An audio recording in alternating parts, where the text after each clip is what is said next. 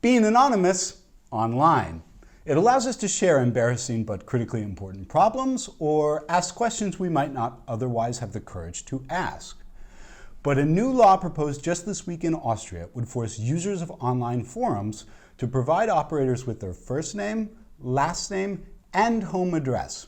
They could still post using nicknames, but upon request by authorities, operators would be forced to give over users' real data. Why, you may ask? To make sure the internet is free of hateful comments.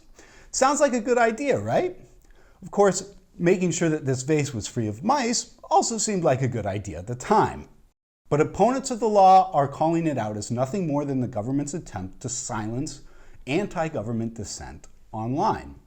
This is Ziggy Mauer, an Austrian Green Party politician whose own fight against hateful posts is being cited by the law's sponsors as proof that it's needed. So she must really support it, right? No, not right.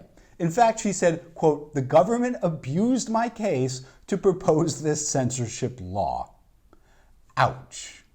And I think we can all agree that any anti-hate speech law that doesn't target neo-Nazi websites is about as effective as Stick's sunscreen. And guess what? This law would not apply to neo-Nazi and other extreme right websites, like this one, which has links to one of the parties supporting the law.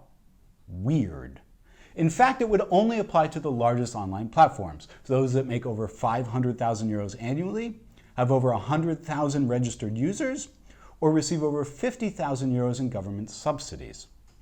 But does this story get even better? Oh, you betcha.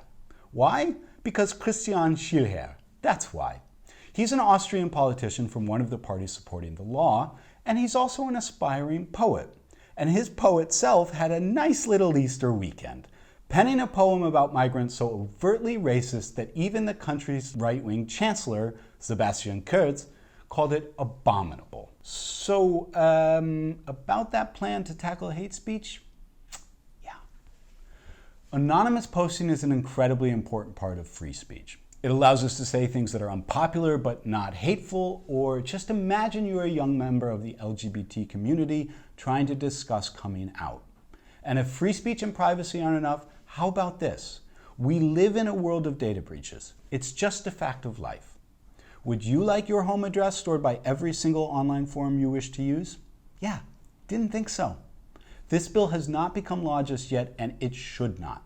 To help spread the word, please share this video.